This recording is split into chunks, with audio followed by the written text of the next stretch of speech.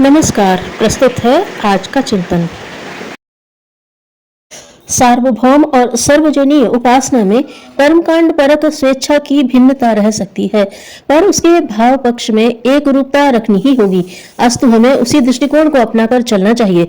भजन, चिंतन, मनन और समापन, इन 4 भागों में हमें अपनी उपासना पद्धति को विभाजित कर लेना चाहिए। भजन का अर्थ है ईश्वर की समीपता, उसे अपने में और अपने को उसमें ओतप्रोत होने की समर्पण अथवा अवतरण परक ध्यान धारणा। चिंतन का अर्थ है अपने स्वरूप का, लक्ष्य तथा कर्तव्य का स्पष्ट चित्र मनोभूमि में प्रखर करना। मनन का अर्थ है जीवनोद्देश्य की पूर्ति के लिए अभीष्ट आदर्शों का अपने जीवन क्रम में गुण, कर्म, स्वभाव में कितना समन्वय हो सका, इसका विश्लेषण, और जो न हो सका उसकी पूर्ति के लिए आयोजन, नियोजन। समापन का अर्थ है हर समय अपने मानसिक चिंतन और शारीरिक कर्तृत्व पर पर्यवेक्षक अधिकारी की तरह निरीक्षण, नियंत्रण तथा अव्यवस्था का तत्काल निराकरण। आत्मनिरीक्षण कर सकना और अपनी कमजोरियों को स्वयं समझकर उनसे लड़ने को तैयार हो जाना हर किसी के वश का काम नहीं है। मनस्वी और साहसी लोग ही यह सब कर सकते हैं। शेष लोग तो अपनी दुर्बलताओं को समझ ही नहीं पाते। कोई समझाए तो उसे अपना शत्रु मानकर उससे लड़ने को तैयार हो जाते हैं। अपनी कमजोरियों के कारण मिली असफलता को वे दूसरों के सिर मारकर स्वयं निर्दोष बनना चाहते हैं। आमतौर से लोग इसी रास्ते को अपनाते हैं, पर इस आत्म प्रवंचना से परिस्थिति बदलती नहीं।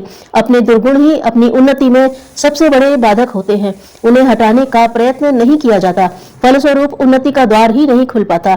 लोग रोते झीकते भाग्य, ईश्वर, गृह दशा, कलयुग आदि की चर्चा करते रहते हैं और अपना दोष दूसरों के मत्थे मढ़कर किसी प्रकार आत्म संतोष कर लेते हैं।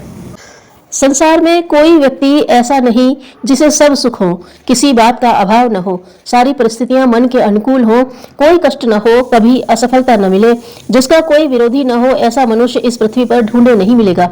जहां भगवान ने मनुष्य को अनेक सुख साधन दिए हैं, वहां कुछ अभाव भी रखे हैं। विवेकशील मनुष्य उपलब्ध सुख सुविधाओं पर संतोष प्रकट करते हुए प्रसन्न रहते हैं और ईश्वर को धन्यवाद देते हैं। थोड़े से अभाव या कष्ट ऐसे हैं जैसे माता अपने सुंदर बालक के माथे पर काजल की बूंद लगा देती है, जिससे उसे नजर न लग जाए। दृष्टिकोण में थोड़ा अंतर कर देने से हम असंतुष्टि और खिन्न जीवन को संतुष्ट जीवन में परिणत कर सकते हैं। ईश्वर ने सुर दुर्लभ मानव जीवन प्रदान करके इतनी बहुमूल्य संपदा हमें प्रदान की है कि उसका मूल्य लाखों करोड़ों रुपयों में भी नहीं चुकाया जा सकता। यदि हम इस पर चिंतन करें तो प्रतीत होगा कि हमारी वर्तमान परिस्थिति दुखदायी नहीं, वरन सुख सुविधाओं से संपन्न है। उपलब्ध साधनों का सदुपयोग यदि हम सीख जाएं, हर वस्तु का मितव्ययता पूर्वक उपयोग करें, उसका पूरा पूरा लाभ लें, तो जो प्राप्त है वही हमारे आनंद को अनेक गुना बढ़ा सकता है। संसार का एक विनम्र सेवक बनने का प्रयत्न करोगे तो सुखपूर्वक रहोगे। मालिक बनने की, हुकूमत चलाने की इच्छा करोगे तो बहुत क्लेश उठाने पड़ेंगे और अंत में निराश हो जाओगे। युग परिवर्तन की पुण्य वेला में जागृत आत्माओं के लिए यह खुली चुनौती है कि वे अपना दृष्टिकोण परिष्कृत करें, अपनी रीति नीति बदलें। अनुकरणीय आदर्शों के लिए दुस्साहस कर सकना न तो कठिन है और न असंभव। इसका उदाहरण हमें अपने आचरण द्वारा जन साधारण के सामने प्रस्तुत करना चाहिए।